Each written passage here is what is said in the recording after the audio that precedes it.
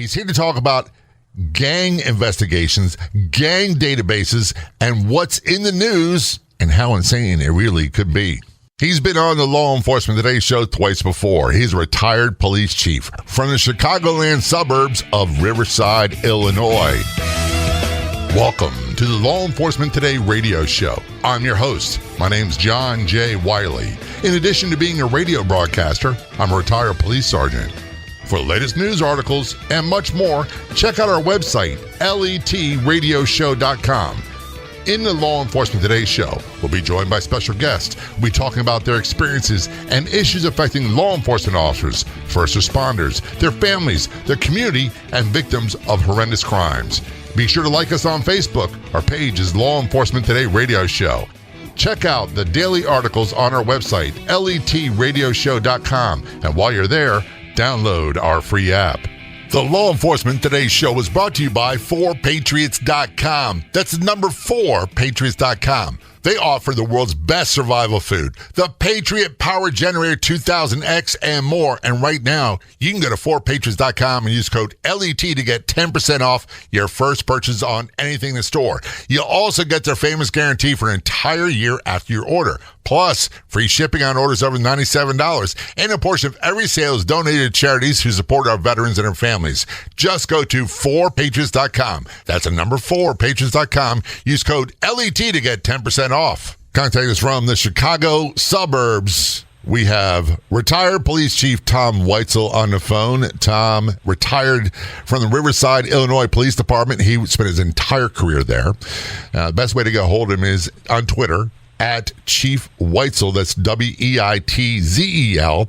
And here's the thing. Even after all these years of policing, he is an interim police chief and fills in to help communities in need because he just can't stay out of the game. Tom, had you on the show before. It's a pleasure to have you back. Thank you so much for having me back. I really appreciate it. Well, one of the things that you can talk about, and we've discussed this many times, and I want to clarify something. When I say, if I say something negative about police, it's usually about the command staff. It's usually about the brass. And it's almost never about the police officers themselves.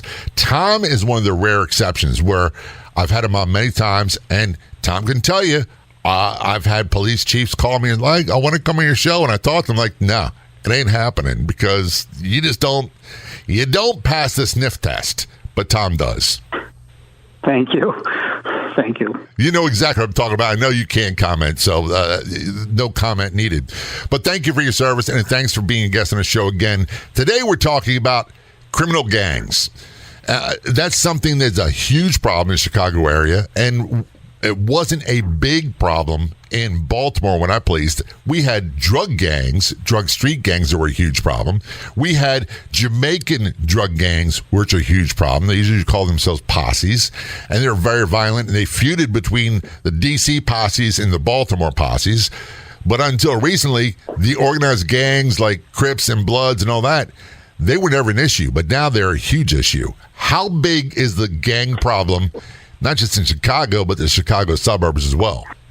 It's actually enormous, and in fact, it's really branched out into the Chicago suburbs west of the city of Chicago pretty far. So you're seeing violent gang activity farther and farther west of the city of Chicago, as far as 30, 40, 50 miles out, committing violent crimes. And in most cases, they flee east back to the city. They commit the crime when going out west from the city of Chicago, and then they're using cars and they flee back east on either of the two major expressways.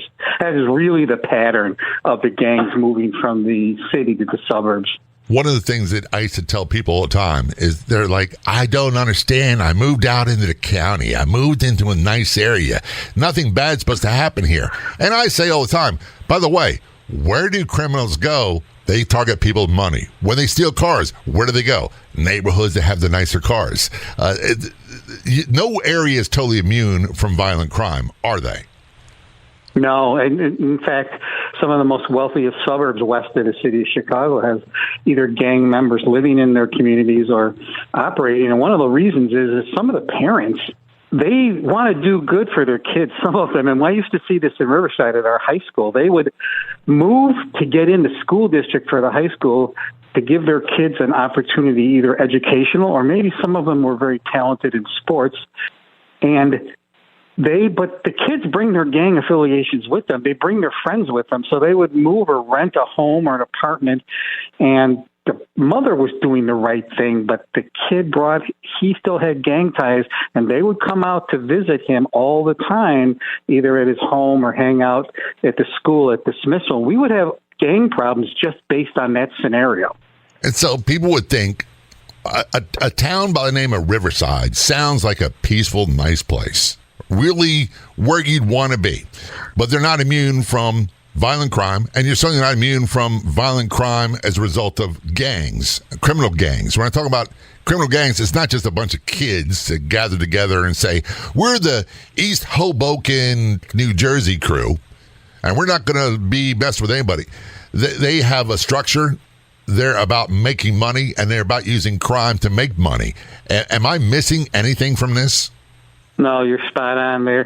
The crimes they were committing in the suburbs were all due to fueling their drug activity, or they would come and they'd rip off ATMs, and they would wait for the ATM to be filled, and they would have an armed robbery with the sole purpose of getting that cash to fuel their drug activities. Usually back in the city of Chicago, but sometimes they were opening open air markets in certain suburbs that were within close proximity of the city of Chicago, for sure.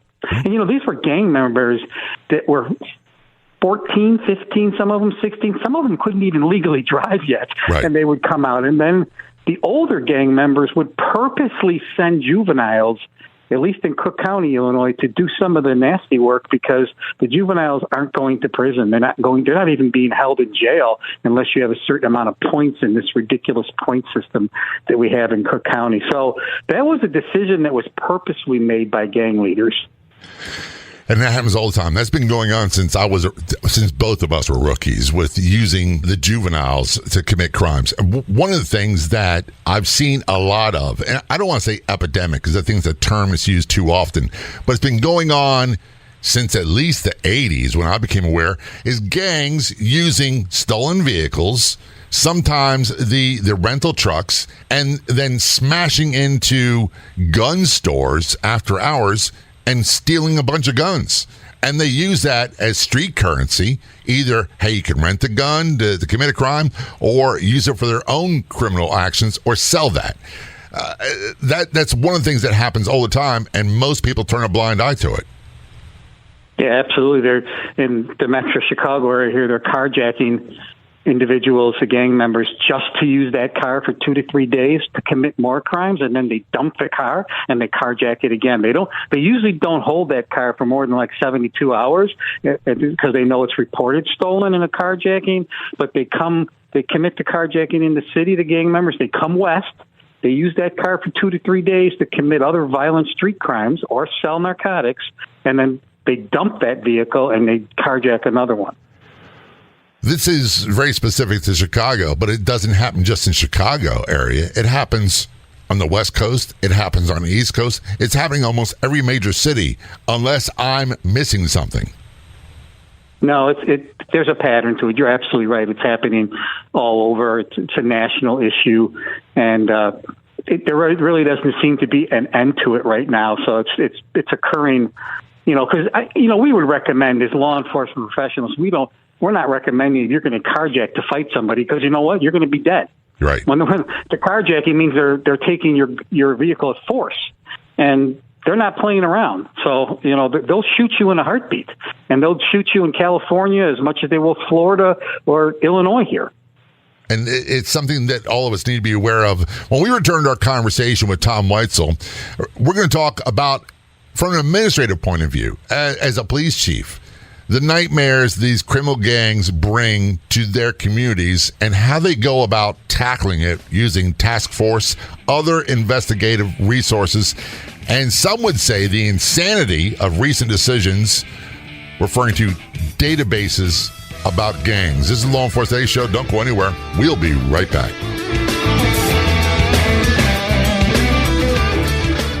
National security experts are warning our aging power grid is more vulnerable than ever. Imagine a blackout lasting not days, but weeks or months. Your life would be frozen in time right at the moment the power fails. Lights all over the country go out, throwing people into total darkness.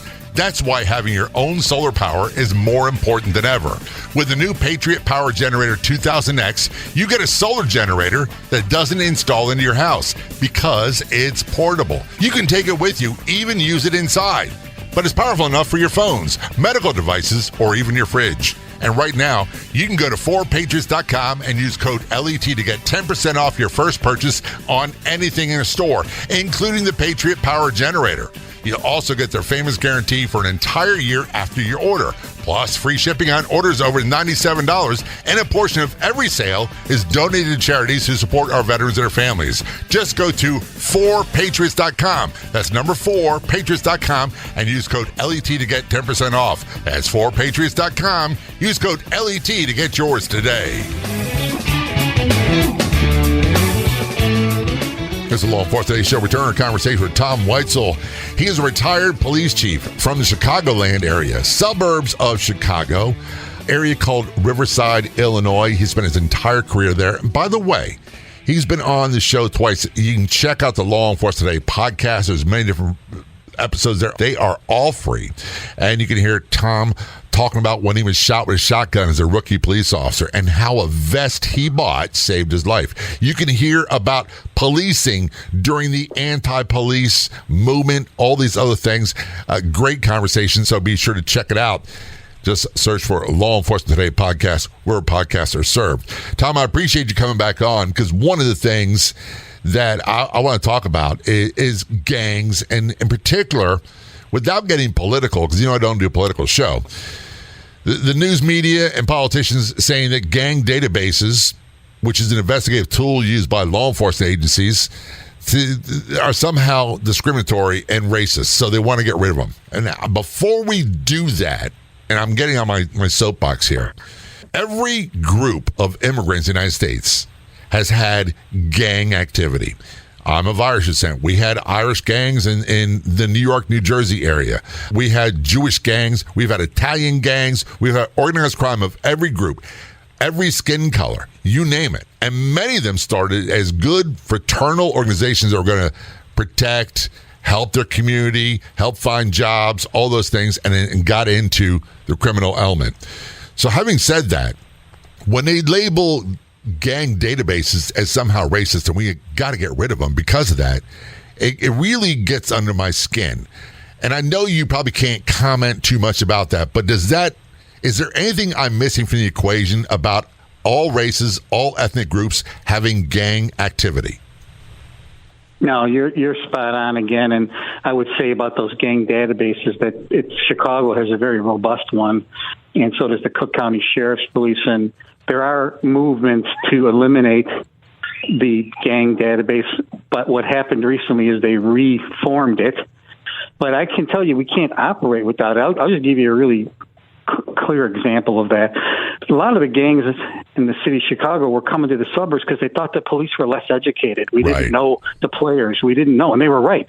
And the only way that we did that is we had to partner with Chicago, and we did some partnerships with U.S. Marshals, FBI, and we had to use their databases to have our gang officers become familiar with who the players are. And also, when we were hunting somebody down that was outside of our jurisdiction for a crime that happened, we needed the U.S. Marshals' help, and their database of fugitives is expansive and it's on target, but it's just a database with most of the stuff is self-admitted, and the other stuff had to fill out paperwork. It's not like there wasn't a trail. Each officer had to justify where they access the system, what they're looking for, and how they're going to use it. So it was well regulated.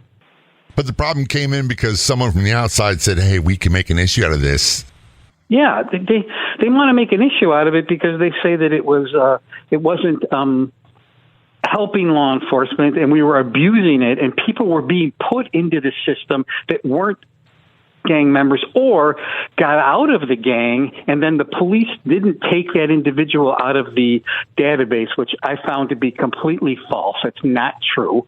They would purge the database when the individual would either notify us, which was really rare, or more common, a court order would come in from a judge that this individual, is no longer affiliated, because they would get an attorney and go to the circuit court, and we would get a court order to say remove them from the system, and we did. So, in fact, we had a time stamp here in Illinois, like for 3 years, if your name didn't get accessed, it would automatically take it out of the system. So there's little steps that are in place that prevent abuse of this database. And people are automatically removed. There's no updates. What are some of the information that goes in there? I know what these are, but a lot of people don't know. They just say, oh, it's a young male and he's Hispanic, so therefore he goes in a database as a gang member. No, what goes in those databases, the individual's name, their alias, their mugshots are in there, their last known addresses are in there. Sometimes they'll have their affiliates of who they were arrested with, which is really important, because if they were arrested in a mob action and they were arrested with 5 people, we can link those other gang members to this individual. So co-arrests were listed, charges, what type of vehicle they were driving, what the crimes were, and one really, really important piece is the tattoos. Yeah, we would identify a lot of individuals from tattoos. And tattoos, there's a whole hierarchy when it comes to gangs and tattoos. And some people use the term branding. In the human trafficking, especially sex trafficking, that is a common thing where the prostitutes, for lack of better words, are branded by their pimps. And if someone becomes a member of XYZ gang, quite often there's certain tattoos they have to get, and certain ones that mean certain types of crimes. Am I wrong? No, you're absolutely right. They affiliated, the Latin Kings would be a definite one if you saw the crown on somebody's neck or shoulder, and the teardrops under the eyes were a distinctive mark for usually somebody that had either killed somebody in the past or had, fired a weapon. There's absolute hierarchy, as you said, on what appears on the body tattoos of gang members. You know who's really taken the whole tattoo thing to a different level, and a lot of this is modeled after them, are the Russian organized crime groups and the American motorcycle gangs, the 1% outlaw criminal gangs with their tattoos. There's prison tattoos. A popular one, for example, is a spider web on the elbow. And please, I'm going to paraphrase, but for every ring and a spider web, that would either mean how many 10 years they did, 20 years, the teardrops, how many people they've killed. So young people oftentimes will mirror that and say, oh, those are really cool. I like that swagger. I want that attitude. And they get those tattoos, and then they come in contact with the real deal. And sometimes the consequences are just downright ugly. Yeah, for sure. You could be killed over that. You and me know that, and your listeners hopefully understand that mimicking of real gang members' tattoos is a serious issue because they take it seriously, especially for territorial issues. Absolutely. And that goes into the whole colors thing, which we'll talk about in a moment. There's so many levels and layers of this onion to peel when we talk about violent criminal gangs, whether it be street drug gangs, whether it be Bloods, Crips, Hells Angels, Outlaws, Mongols, Russian, Mafia, you name it. We're going to talk about it. And we're going to talk about more of the database gang tools and task force from administrative level with our guest, Tom Weitzel, retired police chief from Riverside, Illinois. This is the Law Enforcement Today Show. Don't go anywhere. We will be right back.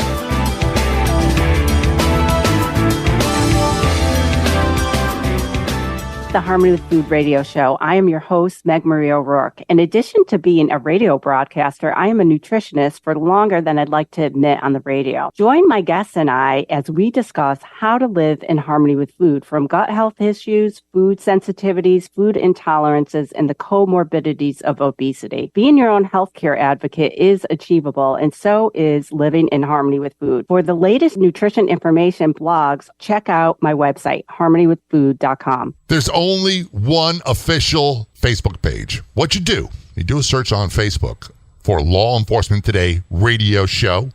Click like and follow. There you'll find updates about upcoming episodes of the radio show. You can contact me.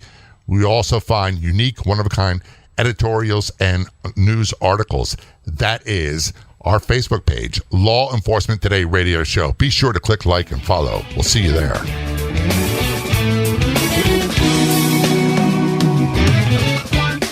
Return conversation with Tom Weitzel on the Law Enforcement Today show. Tom is a retired chief of police. He did his entire career with the Riverside, Illinois Police Department, from rookie all the way up to police chief. He is an interim police chief filling in for agencies that have a need, and you can find him easily on Twitter. Look for @Chief Weitzel. That's Weitzel. By the way, Tom's been on the show twice before. And as I said, the Law Enforcement Today podcast, you can listen to it there for free. Wherever podcasts are served, you'll find Tom in there as well. I want to go into the police chief's point of view. And I get it. As much as I like to poke fun, and sometimes it's serious, Tom, there's a different way of looking at things and a different requirement from a police chief point of view than there is the street sergeant or the street cop. When you were a rookie cop and a street cop, and then got promoted, things changed. And people say, well, they're not like they used to be. Well, your job's different, isn't it? Yeah, it is different in many respects. A lot of it is just administrative paperwork and then justifying and accounting for things. And when it comes to this task force, Wedge, when I was put as chairperson, and Wedge stood for West Suburban Enhanced Gang and Drug Enforcement, we developed it initially with 11 suburban police departments that were directly within 5 miles of the city of Chicago, but we had to go to our village and our elected officials and our city managers and sell it because they didn't want us to get involved in this. But gang activity was coming into the municipalities at an alarming pace, and we didn't, like I said earlier, we didn't know the players, and they thought that they could come in and just take over the suburbs because we were uneducated and not familiar with it. So we had to train with Chicago. We had to get their databases we talked about, but I had to go in front of my village board and say, the residents deserve this, and yes, we're going to be involved in this task force, and yes, I'm going to lead it. And you know, you're talking about a upper middle class community, Riverside, with 9,000 residents that borders the city of Chicago. Initially, they didn't want that, and I think every other chief had to go and say, you know, you have to wake up. You have to see what's going on in our communities, and we need to address it. And a lot of times, what happens is these politicians, and I hold them with the highest form of contempt, won't do anything because they don't like the way it looks. Number one. But number two, they won't do anything until they're forced into it, until something tragic happens, until there's a murder or a crime of violence that was committed by a gang member, and they have no choice. And that's exactly how Riverside got into Wedge. We had a street shooting, and we hadn't had a street shooting the entire time I was chief. And then we had an actual drive-by shooting near a gas station where a drug transaction was taking place at 2:00 in the afternoon in this beautiful suburb west of Chicago, and that changed a lot of minds. In fact, we were allowed to join Wedge, and I mean allowed because my village had to approve that. I had to do the sales job, but we also purchased street cameras as a result of that, things I never thought that we would see. And it took that shooting for that decision to be made by the elected officials. And unfortunately, that's quite often what is the impetus for a lot of these I don't want to say the agencies, the street cops, they want to do this thing. They want it. The administrators, oftentimes, they want it. But the politicians, the city hall, for lack of better words, they don't. And here's part of the reason why. And I say this all the time. I didn't talk to my now ex-wife about what happened at work because I didn't want her to know. I didn't want her to be more worried.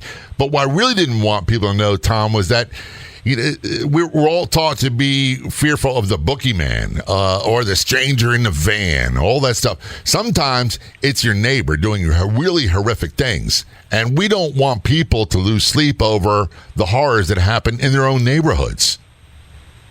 Yes, without a doubt. And,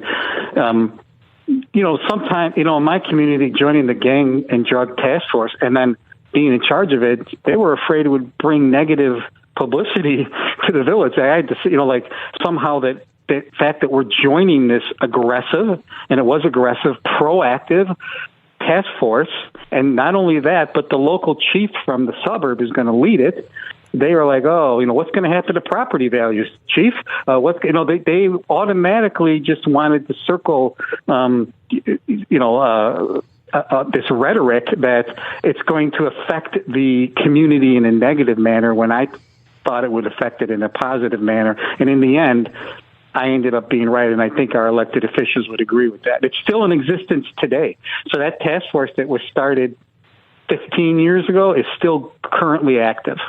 When you're talking about that, going in front of City Hall, and City Hall is a term I use for any government agency, whether it be a village, a township, county government, whatever it might be, state government as well, and sometimes federal government as well. But when you say that, Tom, I think of the old statue, the old cartoon about the monkeys, see no evil, hear no evil, and speak no evil, that if we don't talk about this, if we don't have Chief Weitzel getting involved in his gang task force, then it doesn't exist. Yeah. And, I made a speech when I made my impassioned speech to not only join this task force, but to, at its inception, because we were one of the original members, Riverside, but to lead it, I had tremendous pushback just from people saying that these crimes aren't happening, our own elected officials, and just saying that we have never seen this. I had one elected official say, "Are you going to allow our officers to be supervised by another agency?" And I said, absolutely. When we join this task force, we're going to pick a task force commander. And whether that's from the city of Berwyn next to us or the city of Oak Park near us, we're going to work together as a unit. And I remember them questioning, like, do you really want our officers being supervised by other agencies? And I told them, absolutely, in the right circumstance, that's the way it works. I wouldn't have a problem with that. When I was detailed to DEA as a police officer, I had a supervisor who was an agent, and they had a supervisor. And then there were sergeants from the Maryland State Police in task force. And they outranked me in their agency, but they also outranked me in the task force. And so there's no really set rules, but it wasn't like, by the way, I said, do this or you'll be walking foot somewhere. That didn't happen in that task force. I'm sure it didn't happen with the gang task force either. No, it didn't. You're correct. And the main reason why, Tom, I want to ask is because they want to get results, and that kind of stuff doesn't breed success, does it? It doesn't. And if you can't play in the playpen with other agencies and you can't take directions from, we only put commanders in charge that were qualified. And I mean that. And they weren't, at one time, one of the Riverside detectives was involved, and he was a commander. Years later, it was a different commander. But there was a real distinction. Me as a chief, I personally kept the detectives basically out of those task forces and tried to put the street cop in there that knew what was going on and was better. Because there's a big difference between tactical gang and drug activity and detective work. They're not the same. No, they're not the same. And TV loves to blur that. And they look, I love my homicide investigators, the detectives. They did a long time. They worked really hard. They put in lots of hours, but they usually weren't there when it really got dangerous. They did the investigations. That's what they were good at.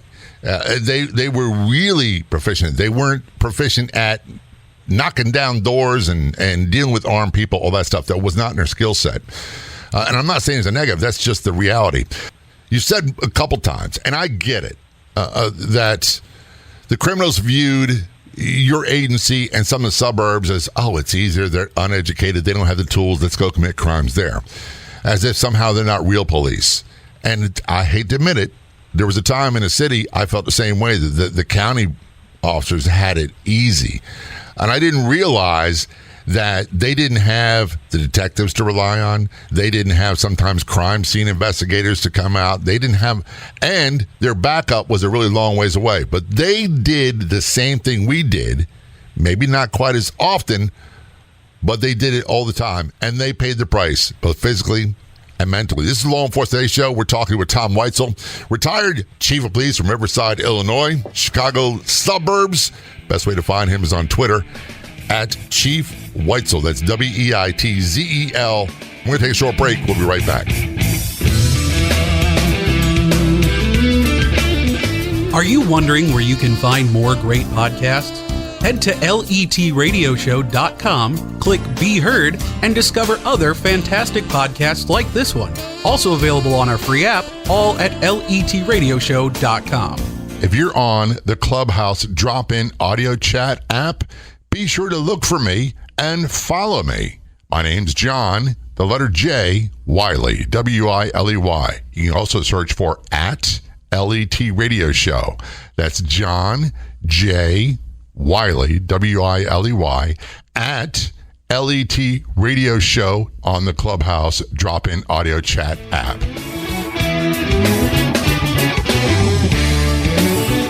This is Law Enforcement Today Show. I'm John J. Wiley, joined by special guest Tom Weitzel. I say special because, and I'm not going to throw out an insult, he's been on the show twice before. He's retired chief of police from Riverside, Illinois, which sounds like a sleepy area. It's a township in the suburbs of Chicago, Illinois, and he spent his entire career there. And he's best find him on Twitter. Look for at Chief Weitzel, Weitzel. And by the way, you can find past episodes of Tom on the Law Enforcement Today podcast. Just do a search for Law Enforcement Today podcast. It's free, and you're sure to find him and other ones you like as well. So as a chief, and we already talked very quickly about changing roles as you go from street cop to supervisor to mid-level management to the command staff, and then being a chief. And you oversaw the gang unit, the gang task force for a while. What are some of the things that the gang task force, at least in your experience, did?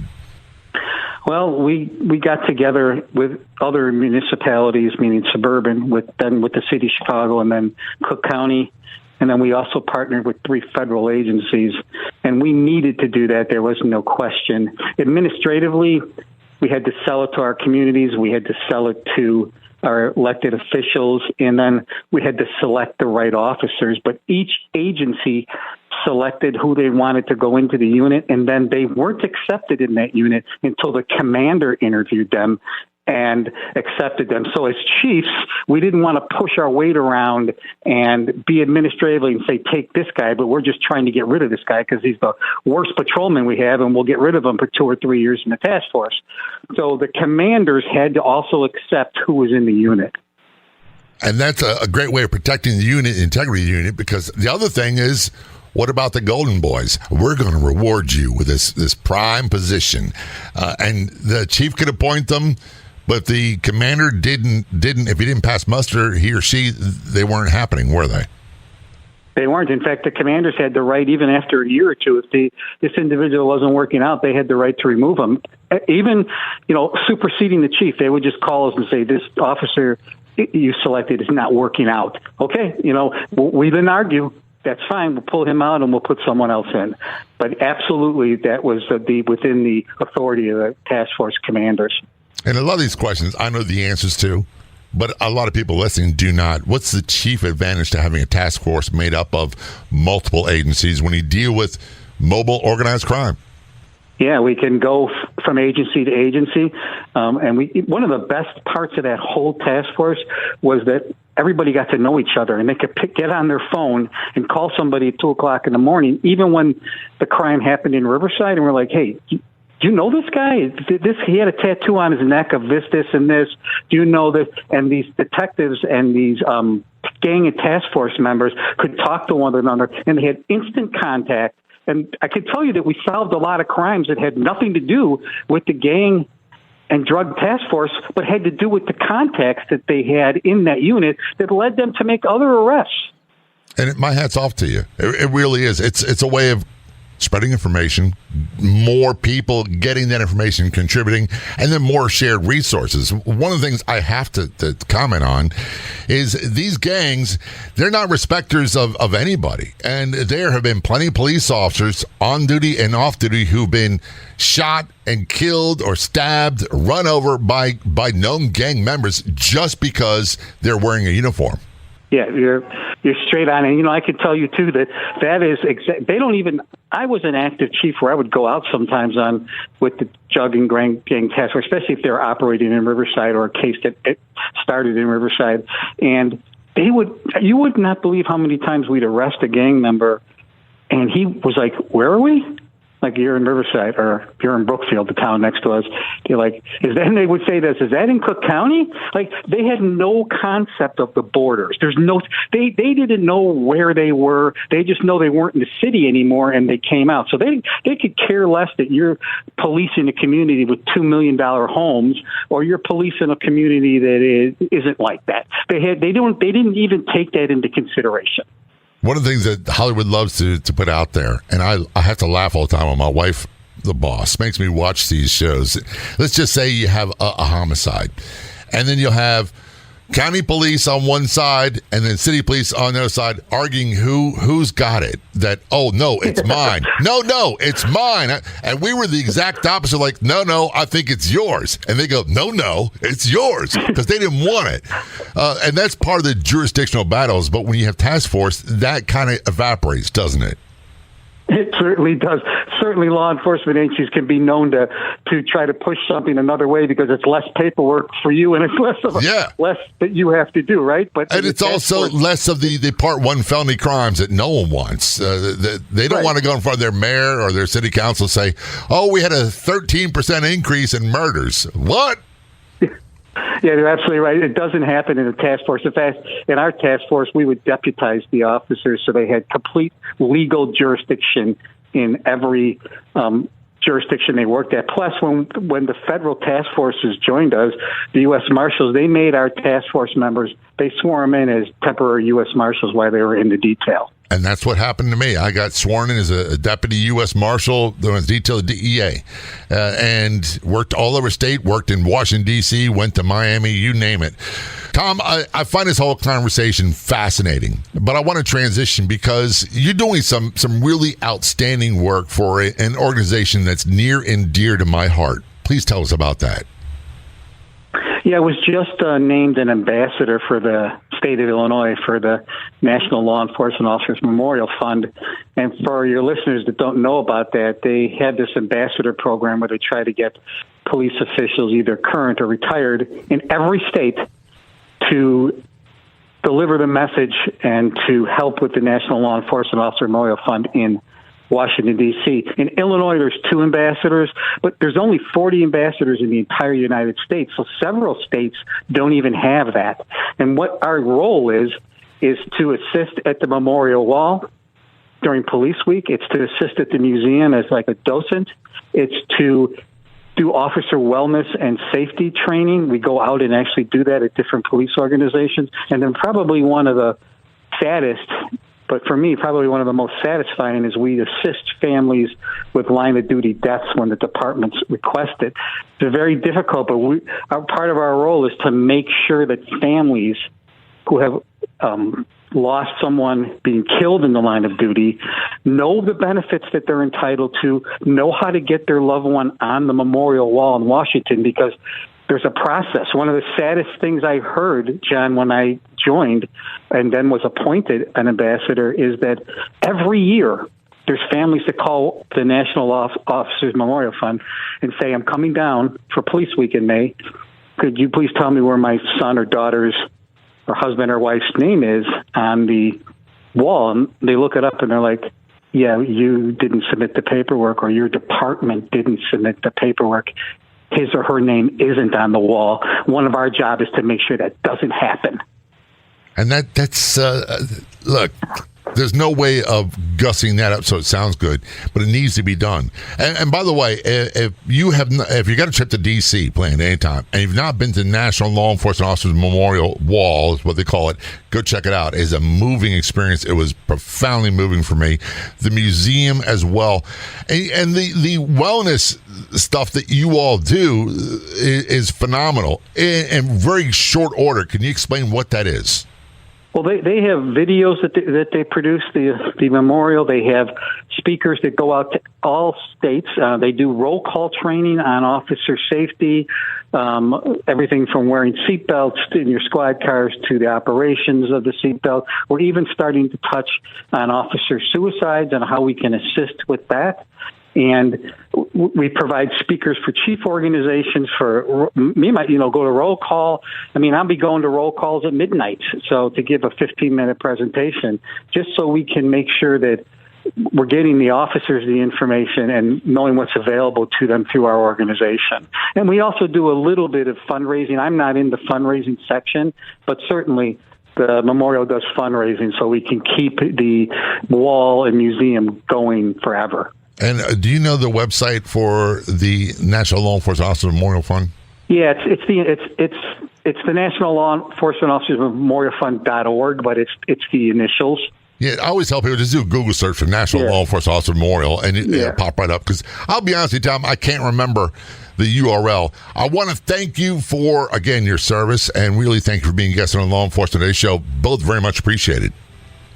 Oh, dude, thank you so much for having me. I'd like to thank our guests so much for coming on the Law Enforcement Today radio show. The Law Enforcement Today radio show is a nationally syndicated radio show broadcast on numerous stations once a week and growing. If you enjoyed the podcast version of the show, please do me a big favor. Tell a friend. I'll be back in just a couple days with a brand new episode of the Law Enforcement Today radio show and podcast. Until then, this is John J. Wiley. See ya.